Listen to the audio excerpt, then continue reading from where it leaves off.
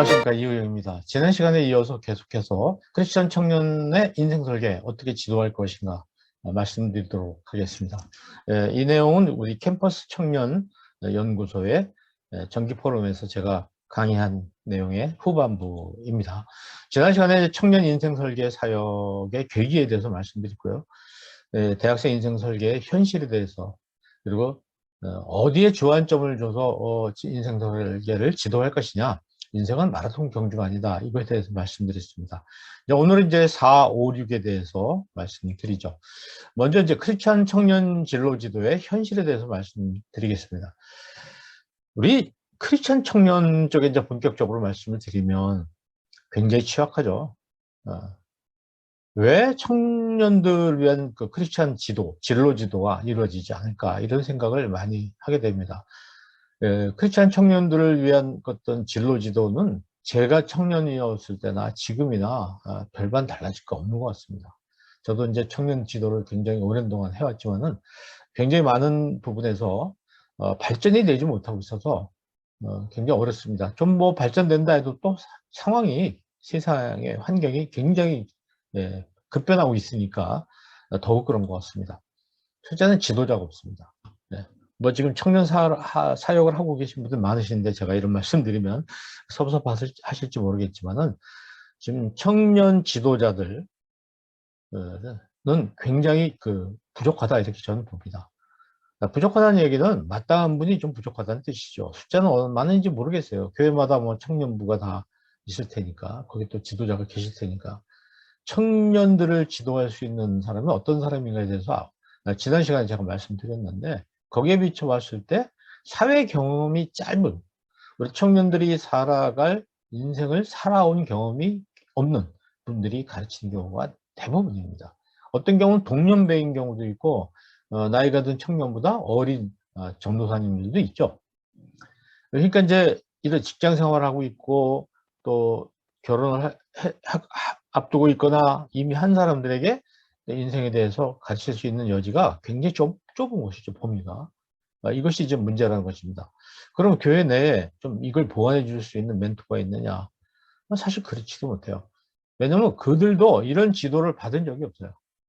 그저 교회 생활, 주일날 교회 와서 열심히 생활을 하는 거 외에는 별로 경험이 없기 때문에 그렇겠죠. 그 신앙과 삶의 조화를 이루는 인물을 찾기가 쉽지 않습니다. 또 그런 분을 어떤 그 교회 내에서 찾는다는 것은 좀 어렵고, 또 있다 해도 그분들에게 맡기는데 현실적인 어려움이 있습니다. 이제 그분들이 좀 기독교에 대해서 신학적인 기초 역량이 또 부족할 수가 있고요. 또 직장 생활을 정말 제대로 했는가, 많은 고민을 해봤는가, 뭐 이런 거에 대해서는 또 다르고, 평소에 가치관이 어떤가, 이런 등등 살펴봤을 때 아주 굉장히 어려운 부분이 많이 있어요. 왜냐면 아무리 봐도 성경적으로나 신학적으로 맞지 않는 걸 가르칠 수도 있고, 그러니까 교육자들도 그런 멘토를 이렇게 좀 모셔다가 가르치도록 좀 지속적으로 맡기기에는 굉장히 어려운 점이 많죠. 그러니까 뭐 특강 같은 거는 어떨지 모르겠습니다만은. 그리고 이제 청년 사역을 거쳐가는 과정으로 모두가 인식하고 있는 겁니다. 우리 청년부 담당 사역자들이 목적지가 뭐예요? 청년부가 아니고 장년부라고요. 장년 대상 사역을 하고 담임 목사 되는 거 아니겠습니까? 그러니까 청년부라는 것은 거쳐가는 과정이다. 그러니까 담당 사역자에게 청년 사역은 그냥 거쳐가는 과정이기 때문에 전문성을 기르는데 시간이 없는 거예요. 네. 금방 또 정리하고 장년 사역으로 넘어가는 것이죠. 프로그램이 없어요. 이 없다는 말도 사용자 입장에서는 구하기가 어렵다는 것입니다. 뭐 찾아내기가 어렵죠. 있다 해도 굉장히 단편적이고요. 또 개인적인 주관적인 것이 들어갈 수도 있고요. 그래서 뭐 그냥 수련회나 이런 특강용으로 잠깐 쓸 수는 있을지 모르겠지만, 또 이걸 구하려면 이제 비용이 많이 드는 거죠. 그러니까 사실 이런 내용들이 주식이 돼야 되는데 청년부에서는 이걸 간식으로 사용하니까 제대로 자기 것이 되지 못한 거죠. 서울에 굉장히 큰 교회 제가 여러 군데 가서 이런 청년들, 직장인들에 대한 강의를 많이 해봤습니다. 가서 느끼는 거는요, 그 직장인들이 저하고 같이 다뤘던 이런 문제에 대해서 고민한 적이 없다는 거예요.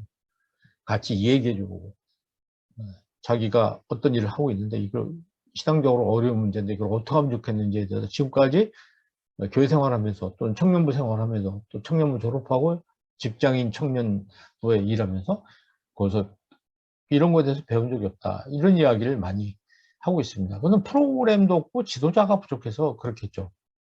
근데 이제 이런 프로그램을 만든 사람이 없겠습니까?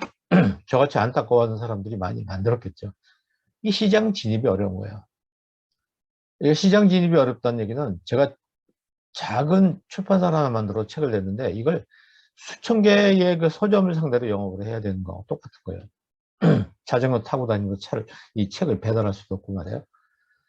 근데 그러니까 좋은 개발자가 나올 수가 없어요. 뭐 개발해봐야 망하는 거죠. 수입이 없는 거니까 보람이 없는 것이죠. 그러니까 교회는 이런 교재가 없으니까 어떡하죠? 그냥 성경 공부 심화 단계만 계속 하는 거예요. 중등부 때 요한복음 공부했는데 고등부와서 또 전도사님 바뀌어가지고 요한복음 또 공부하고 청년부 갔는데 또 새로 오신 청년부 목사님 또 요한복음을 가르치면 그냥 그대로 그냥 이렇게 하는 것이죠.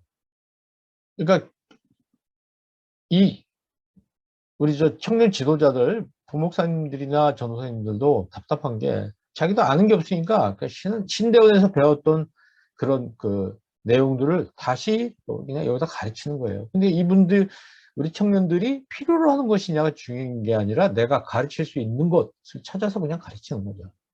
그러니까 청년부 모임이 이제 어떤 정기 집회가 끝나면 청년들끼리 또 뭐 차 한잔 하러 가잖아요. 또. 이제 거기서 진짜 얘기가 나오는 거죠. 근데 저는 그것이 교회에서 그런 얘기들을 다룰 수 있어야 되는데 교회에서 그런 얘기들을 자유롭게 얘기할 기회가 없고 그걸 지도할 수가 없다는 것이죠. 그러다가 이제 작년부 교구 담당 교육자로 승진을 하고 그럼 또 다른 신참 부목사가 오잖아요. 부임하는 거죠.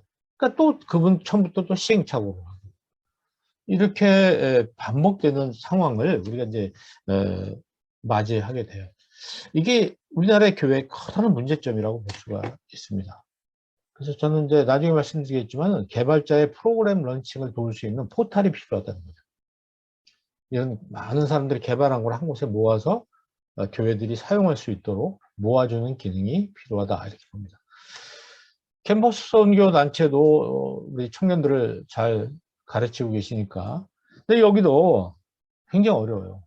저도 이제 그 CCC 지도교수를 오랫동안 했는데 학기당 활동 기간이 굉장히 짧아요. 15주 정도잖아요. 또 간사도요, 생활 대책이 굉장히 불안정하고 캠퍼스 내에서 뭐 교실 하나를 빌릴 수가 없어요. 그러니까 체계적인 사역을 하기가 어렵죠. 최근에는 이제 어떤 그 코로나19 때문에 직접 만날 수도 없죠. 그래서 굉장히 안타까운 상황에 있습니다. 결국 이제 온라인을 포함 온라인 전략이 이제 시급하긴 한데 캠퍼스 선교단체의 이런 프로그램을 개발하라고 맡길 수는 없다 상황이. 그러면 뭐 본부에서라도 이걸 해야 되는데 본부도 녹록치 않은 것이죠. 자, 이렇게 해서 이제 크리스찬 청년 진로 지도의 암울한 현실에 대해서 말씀드렸습니다. 그런데 이제 크리스찬 청년 지도를 하는 데 있어서 벽이 있어요. 몇 개의 벽들. 현실이 이렇게 된다는 이런 벽들도 큰 영향을 미쳤다고 이제 봅니다. 그건 뭐냐면 세대 간 소통의 벽이죠. 굉장히 심한 겁니다, 여러분. 코로나 세대, 그러면 지금 제가 이 방송을 녹화하고 있는 시점이 8월인데요. 2021년 8월이니까 여름인데요. 이번 2학기도 이제 코로나 때문에 온라인으로 갑니다. 그러면 지난 1, 2, 3, 4학기를 비정상적인 온라인 수업에 의존해서 대학생활을 보낸 세대가 이제 나오는 거예요. 그 다음 학기는 어떻게 될지 모르겠는데 전문대학 같은 경우 2년제인 경우에는요. 그냥 온라인 수업으로만 2년을 수업하고 배출이 됩니다. 자, 이거 굉장히 그 특별한 상황이라고 볼 수 있죠.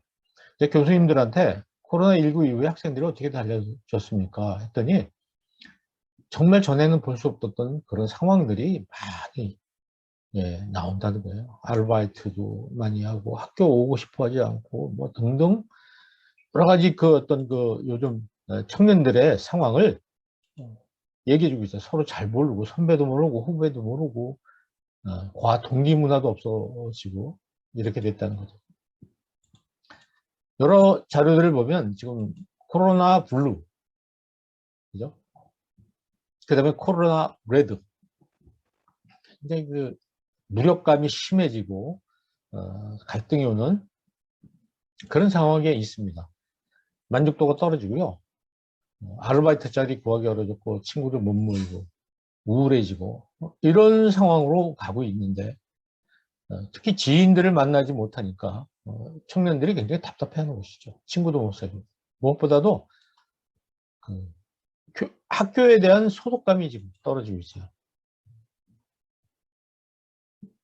자, 그런데 저는 이 말씀을 우리 교회도 한번 생각해 보자고. 교회가 지금 온라인으로 한 지가 꽤 오래됐단 말이에요. 현재 이제 1년 반이 지났어요. 그러니까 학교에 대한 소속감뿐만 아니라 교회에 대한 소속감도 많이 지금 줄어들고 있어요. 아마 이건 장년들도 마찬가지일 거고 청년들도 마찬가지라고 이제 생각합니다. 이것이 우리가 말하는 소위 대면 예배, 뭐 우리들끼리 대면 예배죠. 하나님과의 대면 예배는 아니고 원래 하나님과는 비대면이니까 공동체 대면 예배라고 하는 것이 맞을 텐데요. 우리 공동체가 다 같이 모여서 하는 예배를 지금 1년 반 정도를 거의 못하고 있다 보니까 이제는 그렇게 안 하고 온라인으로 하는 게 습관이 되는 상황으로 좀 바뀌어버렸다고 볼 수가 있어요.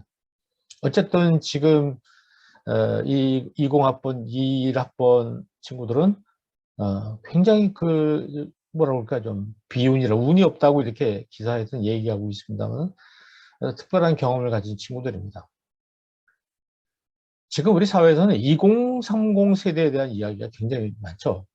소위 MZ 또는 MG 세대라고 이야기합니다. 미국에서는 이제 세대를 이렇게 2차 대전이 끝난 어떤 사일런트 세대로부터 베이비 붐, X 밀레니얼, Z 이렇게 이야기를 합니다. 이제 이게 시대 상황에 따라서 이렇게 구분을 하는 건데요. 시대에 어떤 일들이 있었는가. 예를 들면 커뮤니케이션과 관련된 새로운 IT 비디오가 나왔는가, 뭐 등등, 또 어떤 전쟁이 있었던가, 사회적 변화가 있었나, 이걸로 이제 나누는 거죠. 그들이 어떤 경험을 했는가를 가지고 이제 세대를 구분하는 겁니다. 단순히 나이를 하는 건 아니고요. 한국의 경우에는 베이비붐 세대가 이제 저 같은 사람들이라면 저의 자녀들, 우리 집 아이들은 눈에 밀레니얼 세대가 되는 거죠. 3040. 그래서 저보다 좀 젊으신 분들 4050 같은 경우는 X세대라고 그러는데 그 X세대의 자녀들은 또 누구냐면은 자녀들의 Z세대가 되는 겁니다. 그들의 자녀들이 지금 1997년생 이후에 탄생한 친구들이죠. 그래서 이렇게 해서 이제 베이비붐 세대, X세대, 밀레니얼 세대, Z세대로 나뉘는데요.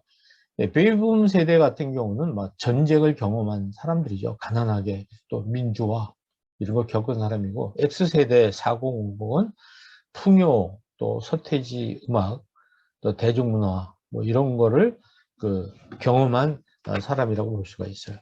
밀레니얼 세대는 뭐 지금 아시는 대로 그 2000년대에 이제 대학을 들어간 사람들이죠. 그리고 Z세대가 지금 그 X세대의 자녀들, 유튜브 세대라고 이제 볼 수가 있는데 중요한 건 바로 이들이 밀레니얼 세대와 Z세대를 합쳐서 MZ 세대라고 이렇게 얘기를 하는데 우리나라 인구의 34%고 약 1700여만 명이라는 겁니다. 시간이 지날수록 이들은 늘어나겠죠? 네. 이들이 이제 우리 사회에 굉장히 중요하고 교회에서도 굉장히 중요한 사람들이 되고 있어요. 이런 세대들이 같이 어울려서 이제 살아가고 있잖아요. 교회 내에서 또 직장 내에서 곳곳에서. 그러면서 뭐가 생기냐면 갈등이 말도 못하게 많이 발생되고 있는 겁니다. 사회적 갈등도 많이 생겨나고 있고. 근데 이게 세대뿐만 아니라 나이, 직업 이런 거에 따라서 계속해서 문제가 생기고 있어요. 그래서 MZ세대의 특징, MZ세대, MZ세대의 특징에 대해서 중앙일보가 만든 자료가 있는데 굉장히 재미있습니다. 유리멘탈, 굉장히 약해요. 이 MZ 세대는 지금 말하는 대학생이나 지금 직장인들, 젊은 직장인들인데 마음의 상처를 굉장히 많이 받을 수 있는 사람이라는 것이고, 또 여기에 물질적 빈곤 속에서 부단한 노력으로 한가의 기적을 이룬 저희 같은 기성세대는 왜 최선을 다하라고 하지 않느냐 이렇게 얘기를 하는데, 이 사람들은 그렇게 하는 것이 정상이 아니다 이렇게 보는 것이죠. 그러니까 갈등이 생기는 거예요. 왜 쓸데없는 데 목숨을 거느냐 이렇게 볼 수가 있어요. 상세한 설명 필수. 내비게이션처럼 모든 걸 일일이 자세히 가르쳐 주지 않으면 빼먹고 잊어버리고, 이건 학교 다닐 때 막 이런 환경에서 살았기 때문에 그런 것 같습니다. 의전 싫어하고요.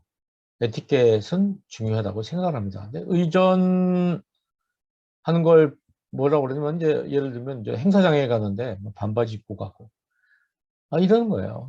정말 당황스러운 경우를 저도 굉장히 많이 경험했거든요.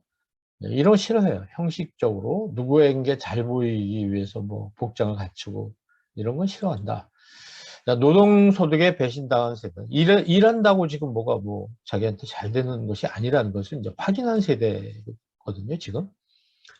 그래서 이제 이런 노동소득에 배신당한 세대라고 말하고 있고, 대화보다는 문자나 채팅을 굉장히 선호한다.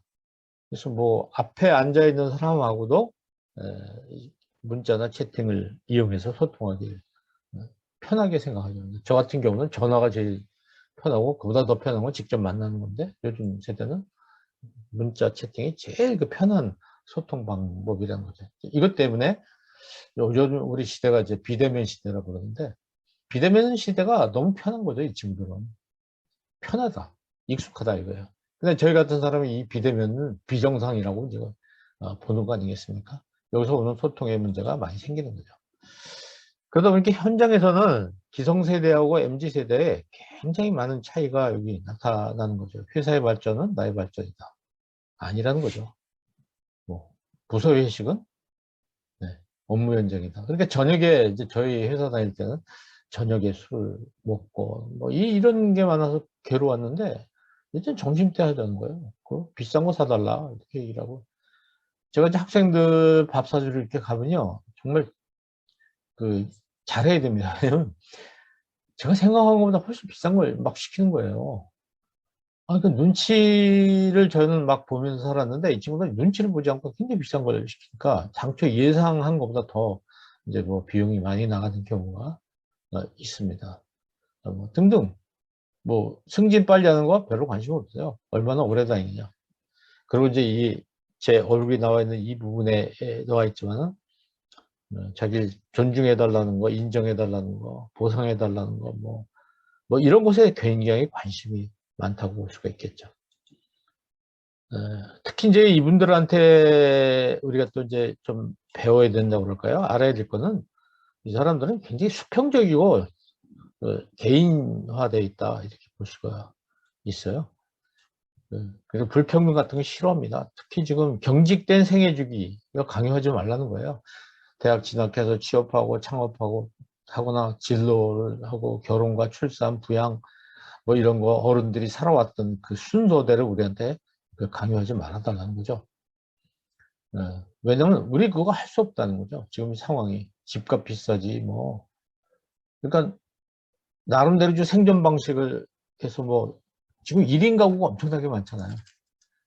결혼 안 하고 사는 사람도 많고, 또 이런 거를 그걸 자꾸 비정상이라고 이제 우리가 자꾸 지적을 하니까 이 친구들은 힘든 거죠. 그러니까 혼자 집에서 나가서 따로 혼자 살고, 결혼 안 했는데도 이제 독립해서 살기도 하고, 그러다 보니까 이제 각자 도생을 해야 되고, 각자 도생을 하다 보니까 공정에 대해서 굉장히 예민해지는 그런 상황이 되는 거죠. 그래서 우리 이제 지금 젊은이들이 공정에 대해서 뭐 관심이 많다고 얘기하지 않습니까?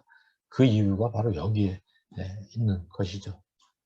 또 이제 뭐 아날로그 세대와 디지털 세대 근본적인 차이점들이 굉장히 많이 있습니다.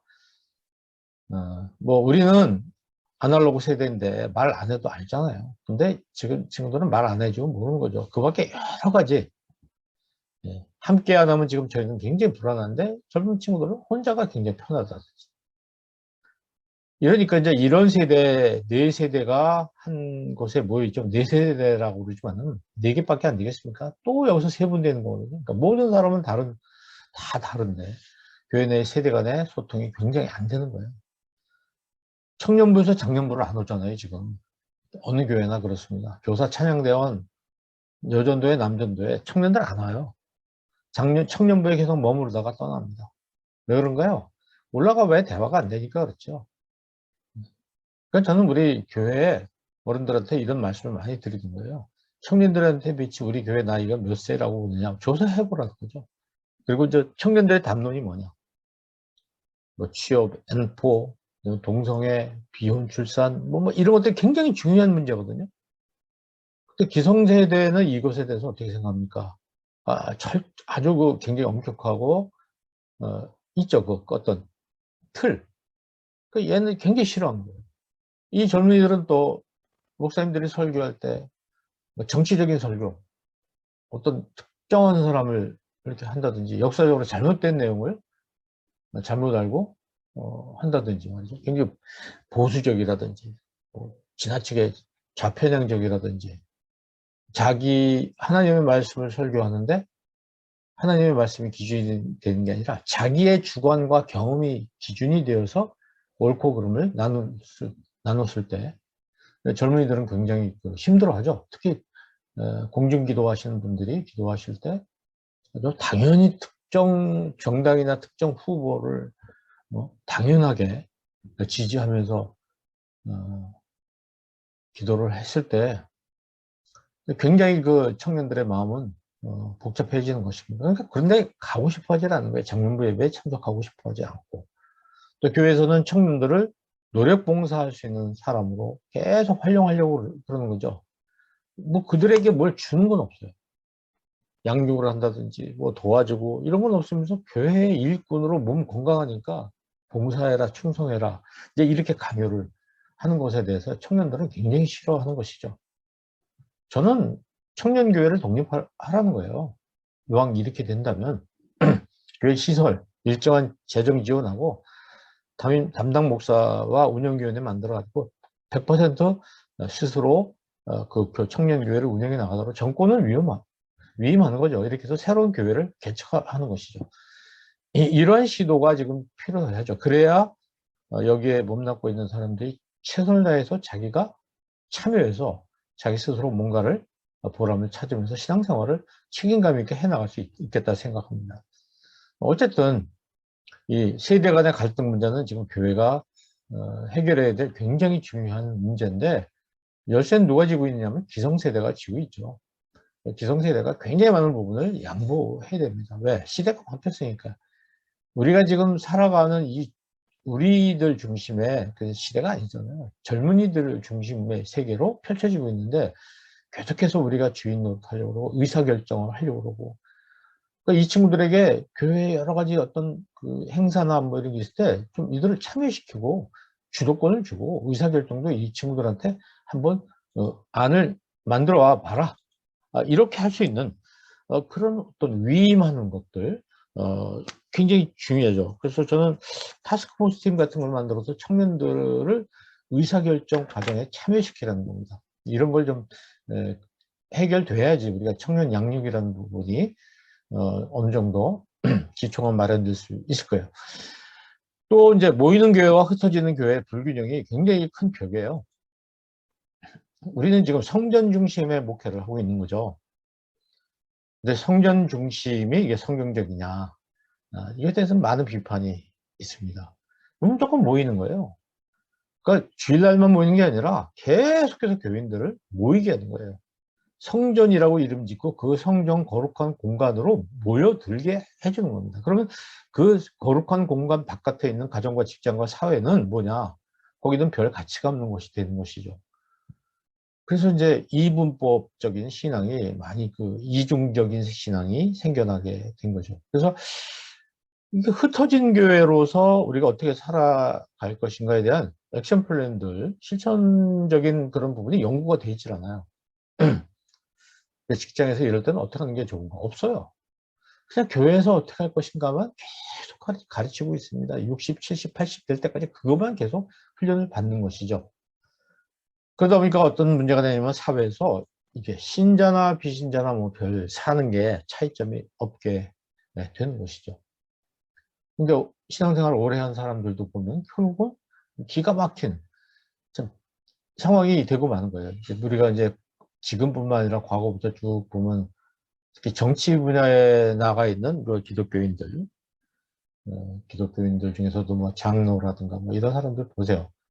그 교회에서 그렇게 오랜 생활을 하고 인정받은 분들이 사회생활 하는데 남들이 이렇게 비춰봤을 때, 아, 너무도 우리하고 다르다.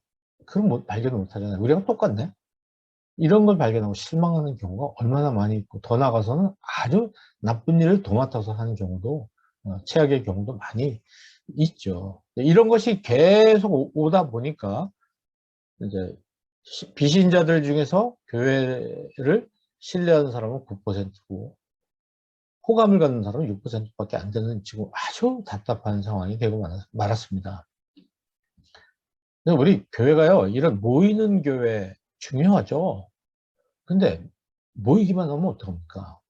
일상생활을 살 수 있는 여유, 시간적인 여유도 줘야 되겠죠. 그래서 성전 중심의 목회가 가지고 있는 후유증이 굉장히 심각하고요. 이것이 외국은 그렇지 않습니다. 선진국을 막 우리가 지금 비판을 하죠. 모이지 않는다. 모이지 않지만 삶 속에서 굉장히 많은 부분이 얼마나 스며들어 있느냐. 이것이 사실 굉장히 중요한 거 아니겠어요? 그래서 신자들은 성경을 읽지만 비신자들은 우리들의 삶을 읽는다는 것이죠. 그래서 이제 모이는 교회와 함께 흩어지는 교회로 관심을 좀 전환해야 되죠. 그렇지 않으면 앞으로 교회는 존재 이유를 잃을 수밖에 없다. 이런 생각을 하게 됩니다. 소명에 대한 부분을 말씀드리고 싶어요. 목회자들은 청년들한테 이제 소명을 계속 강조하죠. 근데 소명은 직접적인 하나님의 부르심만을 자꾸 이야기해서 선교사나 목회자가 되는 것. 이것을 강조하는 경향이 없지 않아 있습니다. 그러니까 선교사직은 거룩한 일이고 나머지 직업은 덜 거룩한 거냐 이런 문제가 나오죠. 우리 많은 그 기업들에 일하고 있는 사람, 여러 분야의 직종에서 일하고 있는 사람, 시장에서 장사를 하시는 분이라든지 이런 일에 일하는 사람이 이것이 소명이라고 생각하는 분이 몇 분이나 계시겠어요. 교회에서 그분들을 소명이라고 인정해 주지 않고 또 그 직업을 통해서 자기가 무엇을 어떻게 해야 될 것에 대해서 지도해 주지 못하고 있는 거예요. 관심 갖고 있지 못해요. 그러니까 똑같이 벌고, 그러니까 뭐같이 벌어서 뭐같이 쓴다. 이런 말 있잖아요. 똑같이. 콜링에 대한 잘못된 이해가 있는 것입니다. 크리스찬 직장인이라는 게 직장은 교회가 아니거든요. 직장인 일이라는 게 뭔가요? 일이라는 건요, 가치를 만드는 거죠. 가치. 근데 그게 가능하면 공익적인 가치. 나 말고 다른 사람에게도 유익한 가치를 만들어내는 것입니다. 그게 일이죠. 탁자가 하나 있는데 그 탁자에 꽃을 하나 이렇게 갖다 놓으면 그게 일이 되는 거죠. 그 탁자 밑에 옆에다가 의자를 2개 갖다 놓으면 그것이 일이 되는 것이죠. 그래서 공익적인 가치를 만들어서 선한 영향력으로 사회에 봉사하는 겁니다. 그러니까 저는 이걸 많이 외치는데요. 훌륭한 직장인, 훌륭한 부모님, 훌륭한 자식, 또 훌륭한 시민. 이거 소명 아닌가요? 이런 사람이 되는 게 소명 아닌가요? 목사직도 거룩하지만 직장인, 부모, 자식, 시민 이런 역할도 굉장히 거룩한 거고 중요한 거예요. 그러니까 원래 거룩한 일과 원래 그렇지 못한 일은 없다는 거죠. 내가 그 일을 왜 하느냐에 따라서 그것은 성직이 될 수도 있고 속된 일이 될 수 있다. 이렇게 가르쳐야 되는 거 아니겠습니까? 그래야지 우리 세상에 하나님 나라가 되죠. 자, 네 번째는 이제 프로페셔널 크리스찬과 크리스찬 프로페셔널이라는 게 있습니다. 근데 목사님들은 프로페셔널 크리스찬이죠. 말하자면 어떤 생활의 지원을 받으면서 복음 전파라든가 이런 일에 그걸 본업을 하는 분이고 우리는 크리스찬 프로페셔널로서 사회생활하면서 직업 활동을 통해서 크리스찬으로 살아가는 사람이고, 여기서 번 수익을 또 교회에다가 지원을 해서 우리 이제 프로페셔널 크리스찬들이 더 열심히 일할 수 있도록 하는 것이죠. 그래서 프로페셔널 크리스찬들은 이 크리스찬 프로페셔널들을 또 잘 양육을 해야 되는 것이고, 이렇게 협력 체계가 돼야 되는 것입니다. 근데 이제 이게 보세요. PC가 해야 될 일은 바로 이런 CP, 크리스찬 프로페셔널들이 직업 활동을 통해서 일상생활에서 하나님의 자녀로 살아가도록 도와주는 거죠. 그리고 일상생활 속에서 삶의 현장에서 소금과 빛의 역할을 잘 해나가도록 도와주는 것이죠. 이게 이제 해야 되는 일입니다. CP도 마찬가지로 직업의 세계에서 그런 일을 해나가면서 또 교회를, 프로페셔널 크리스찬을 돕는 것. 이렇게 해서 공동의 목적이 있어요. 하나님의 나라 건설이라는. 여기다 목표를 두고 서로 다른 곳에서 다른 일을 하면서 협력하는 것이라고 생각합니다. 근데 오늘 우리 교회는 앞에서 말씀드린 대로 성전 중심의 교회에 지나치게 치우치다 보니까 일상의 현장보다 성전을 더 중시하게 되고, 일상생활의 삶보다 성전에서의 사역을 더 중요하게 생각하게 되는 그런 상황이 되어버린 것이죠. 그래서 프로페셔널 크리스찬들은 우리 크리스찬 프로페셔널들에게, 교인들에게 성전에서 어떻게 충성할 것인가, 여기에 굉장히 강조를 하지, 삶의 현장에서 크리스찬 프로페셔널로서 어떻게 직업을 통해 살아갈 것인가에 대해서는 가르치지 않는 거예요. 그러니까 이 부분이 너무 준비가 안 돼 있고 축적이 안 돼 있어요. 이게 종교개혁의 굉장히 중요한 부분인데, 이것이 하나의 큰 걸림돌이라고 볼 수가 있습니다. 우리는 크리스찬 프로페셔널들은 교회와 사회를 넘나드는 경계인이 되어야 됩니다. 양쪽에 적을 두고 있어야 되는 것이죠. 그래서 다 양쪽에서 어떻게 살아갈 것인가를 균형 있게 잘 만들어 나가고 실천해야 됩니다. 그런 것이 갖춰져 있을 때 우리도 젊은이들에게 가르쳐 줄 것이 생기는 거죠. 젊은이들에게 이렇게 살아라고 방향을 제시할 수 있는데, 우리는 교회에서 어떻게 살 것인가에 대한 계속 가르쳤지, 삶 속에서 어떻게 살 것인가에 대해서는 뭐 개발을 하지 못한 거예요, 프로그램. 이것이 큰 문제라고 생각을 합니다. 그래서 마지막으로 이제 크리스찬 인생 설계를 지도를 위해서 몇 가지 좀 지원, 현실적인 지원을 하는 걸로 마무리하겠습니다. 크리스찬 청년들의 인생 설계는요, 이런 가치관 체계가 있는 거죠. 뭐냐면요, 내가 굉장히 소중한 나라는 걸 빨리 인식시켜줘야 돼요.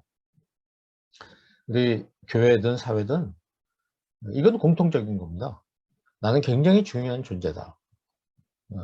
하나님께서 나를 위해서, 나를 사랑하시든 생명을 구원해 주신 분이라는, 그러니까 난 얼마나 소중한가라는 인식이 기초가 돼야 되고, 그런 나를 왜 살려주셨을까?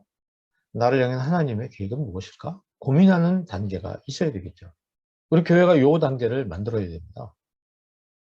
그럼 내가 그 하나님의 계획을 이루기 위해서 어떤 성품과 역량을 구비해야 되는가?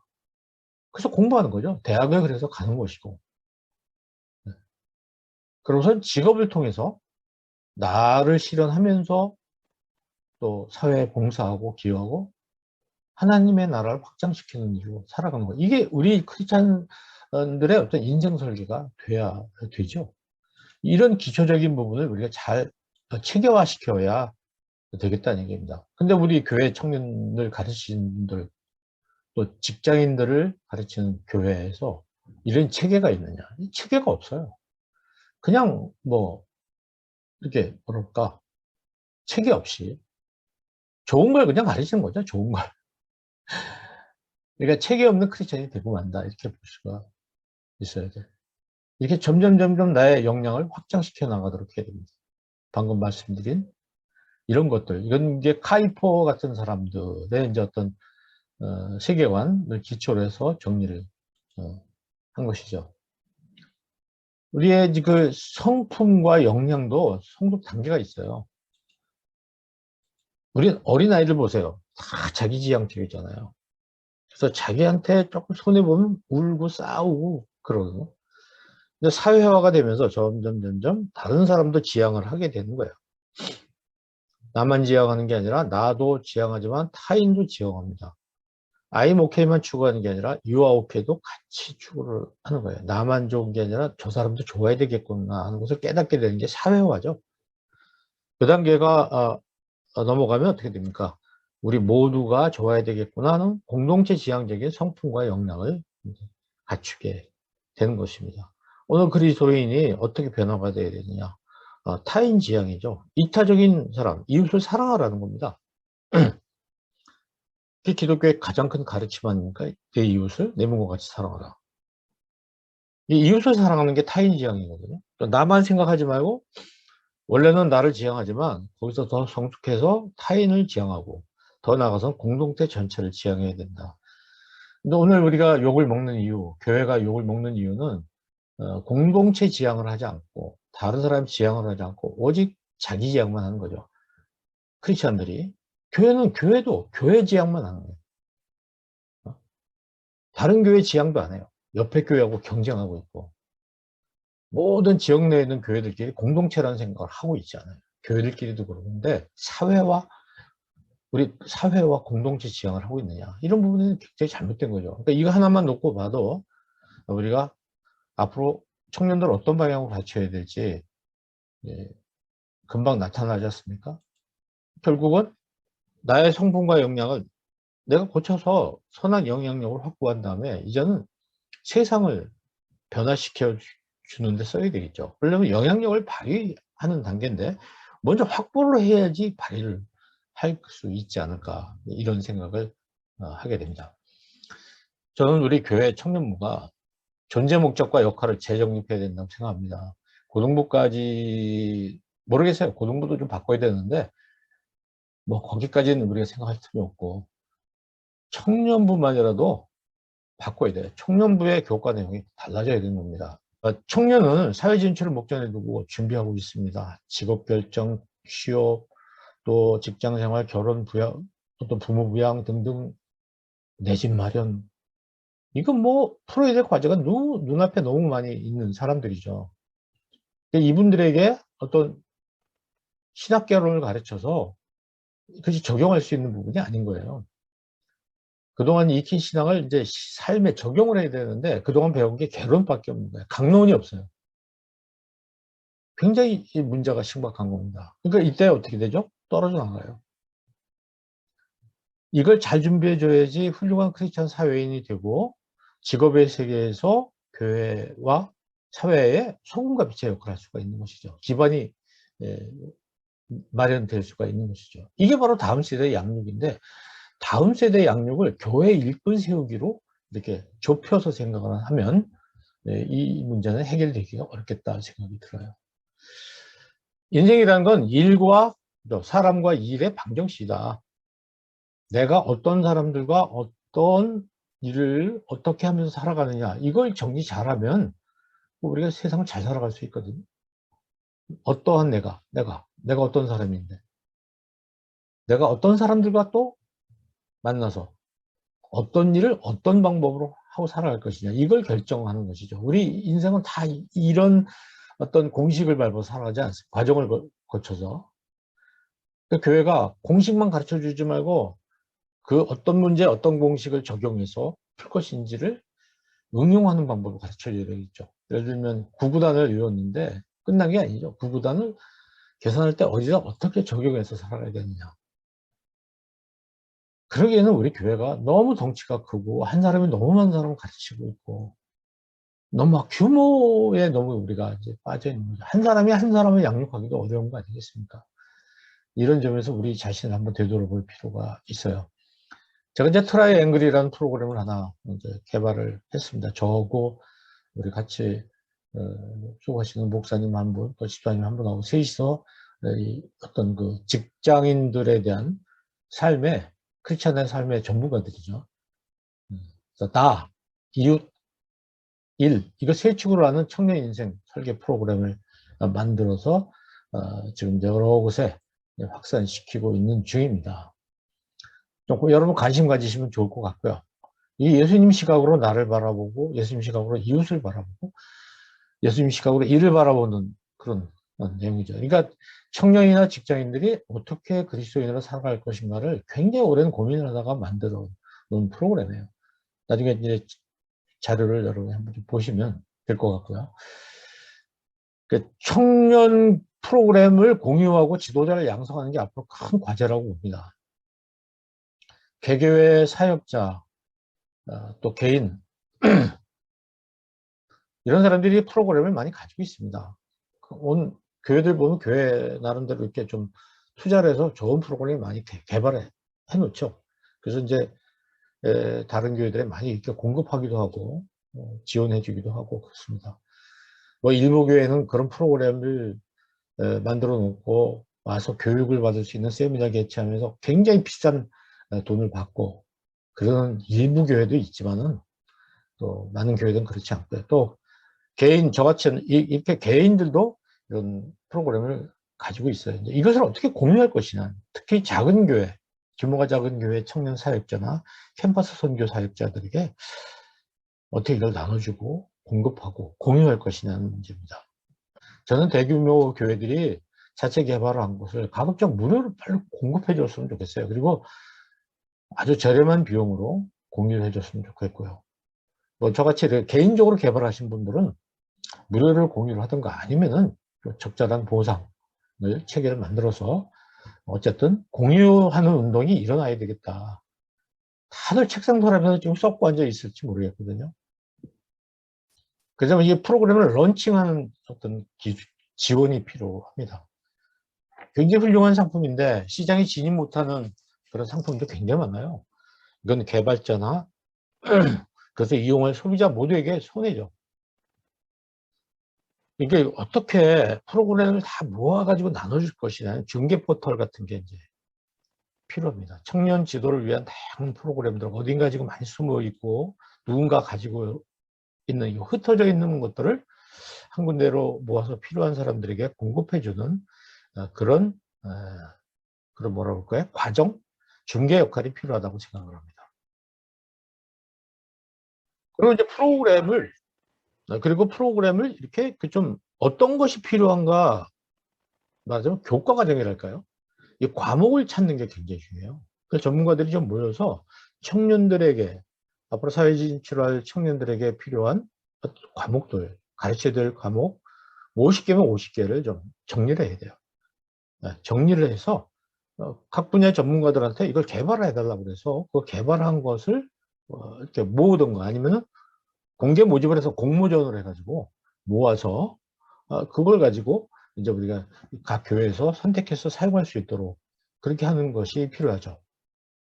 한 예를 이제 제가 이 대학생 인생 설계 워크북이라는 것인데 이게 대학교에서 굉장히 많이 지금 사용되고 있는 책이에요. 제가 만든 책인데 여기 보면 대학생들이 사회 진출하기 위해서 뭘 공부해야 될 것인가가 책의 앞뒤가 거꾸로 되어 있습니다. 앞으로 시작해서 뒤로 이렇게 돌려서 보게 되어 있어요. 그러니까 이제 앞에서 이렇게 시작해가지고 이 책을 보다가 이렇게 시작되는 이런 시스템으로 되어 있는데 어쨌든 자기를 찾아서 떠나는 여행이 굉장히 중요해요.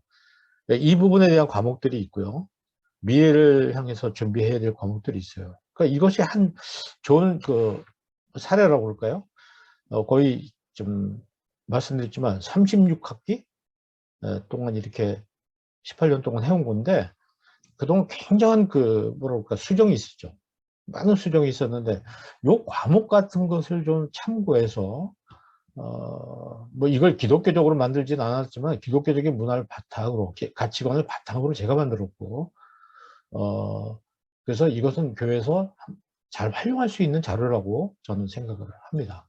그리고 아까 얘기한 말씀드린 트라이앵글 프로그램도 제가 어떤 방법으로든 이걸 좀 여러분들에게 공유를 하려고 하는데 이것이 굉장히 청년 직장인들한테는 압축된 프로그램, 그걸 준비하는 사회 진출을 준비하는 압축된 프로그램이라고 생각해요. 그러니까 이런 프로그램 같은 것이 있죠. 뭐 그 밖에도 제가 만든 게 또 있지만은 이런 프로그램들을 좀 공유하고 싶은 것이에요. 교재도 만들고요. 그래서 여러 사람들이 만든 프로그램들 다 모아서 교재를 만들든가 책으로 워크북을 만들든가 아니면 유튜브의 채널을 만들어서 유튜브를 통해서 유료로 해도 괜찮죠. 적은 금액으로 우리 그 사역자들이, 청년을 지도할 사역자들이 그걸 구독하고 보면서 배워서 청년들을 가르칠 수 있도록 유튜브 채널을 구축한다든지 하는 것이 이제 앞으로 우리가 이 일을 하기 위해서 해야 될 과제라고 봅니다. 한 예로 이제 제가 이의용 TV라는 걸 운영하고 있는데 공익 TV예요. 여기는 광고도 붙을 리가 없고요. 굉장히 많은 사람이 들어오지도 않습니다. 필요한 사람들만 들어와서 학생들하고 교수들이 이제 주로 많이 보고 있는데, 여기에는 우리 대학생들이 인생 설계를 어떻게 할 것인가에 대해서 제가 이제 강의를 다 동영상으로 만들어서 올려놨어요. 그러니까 물론 이제 이 방송을 보시는 분들도 이제 그 중에 그 유튜브에서 이제 보시게 되는데, 이거 말고도 커뮤니케이션에 관한 것도 이만큼 들어와 있습니다. 보시고 잘 활용하시라는 거예요. 저는 많은 분들 보시라고 이걸 공개하는 거니까 잘 활용하시기만 하면 저는 이제 되는 거죠. 이걸 이제 누가 이런 일을 할 것이냐가 굉장히 이제 문제인데요. 참 개인이 하기는 너무 힘들고요. 또 많은 비용도 필요하고. 전 대교회들이 아까 말씀드린 대로 자기네가 개발한 걸 빨리 책을 만들든지 아니면 뭐 공익 유튜브를 만들어서 그 유튜브로 올린다든지 해서 개발한 프로그램을 좀 작은 교회들한테 공유시키고 또 캠퍼스 사역자들한테 공유시켰으면 좋겠어요. 특히 교단은 자기 교단 것만 쓰지 말고 좀 다른 교단을 생각해서 좀 이런 개발한 프로그램들을 공유하는 시스템을 만들어야 될 거고. 근데 제가 보기에는 여기만 의존해서는 안 될 것 같고, 청년사역연합기관, 우리 지금 이 방송을 하고 있는 학원보그마 협의라든지 이런 곳에서 이 일을 좀 더 확대해가지고 중심이 돼가지고 대교에서 만든 거, 개인들이 만든 거, 또 여러 교단에서 개발한 것들을 링크를 한다든지 해서 한 곳을 좀 다 모아놔야 많은 교회들이 한 곳으로 들어가서 이런 걸 다 볼 수 있지 않을까. 요것이 굉장히 우리 지금 당면 숙제라고 생각을 합니다. 지금 세상이 엄청나게 바뀌고 있죠, 여러분. 코로나19 이후에 청년 지도의 컨텐츠나 방식 완전히 지금 달라질 수밖에 없는 상황이 돼버렸습니다. 또 교회와 캠퍼스 청년 사역자들의 역할도 더 중요해지고 있고, 결국 크리스찬 청년들을 어떻게 성공적으로 사회에 진출시킬 것이냐가 우리 교회의 미래에 달려있는 문제입니다. 다음 세대만 말만 하지 말고, 아직 어린 사람들도 잘 방향을 잡아서 준비해가지고 길러야 되겠지만은, 내일 모레 사회에 진출할 사람들, 들어가서 준비 없이 그냥 그 사회 세속적인 그 문화와 가치관 속에 빠지지 않도록 잘 마지막 과정에서 사회로 들어가기 직전에 잘 훈련시켜서 들여보내는 그런 것들이 이제 오늘 우리 앞에 놓여져 있습니다. 이번에 이 행사를 주최하는 학원보그마 협의회 같은 곳에서 중심이 돼서 이런 일을 좀 확장시켜 나갔으면 좋겠습니다. 그래서 아까 말씀드렸던 그 이의용 TV라든가 이런 곳을 잘 활용을 하시기를 다시 부탁드리고요. 자, 우리는 이제 두 차례에 걸쳐서 청년 인생 설계 사역의 계기 제 설명드렸고요.